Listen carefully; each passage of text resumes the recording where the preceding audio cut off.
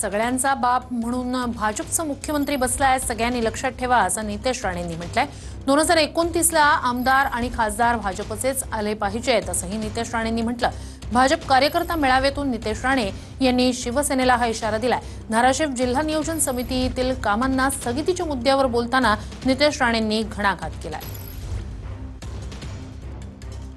2029ला या धाराशिव जिल्ह्यामध्ये सगळेचे सगळे आमदार आणि खासदार हे भारतीय जनता पक्षाचेच असले पाहिजे, या दृष्टिकोनातून आपण वाटचाल सुरू करू की देशाचा पंतप्रधान हे भारतीय जनता पक्षाचे आहेत, राज्याचे मुख्यमंत्री हे भारतीय जनता पक्षाचे आहेत।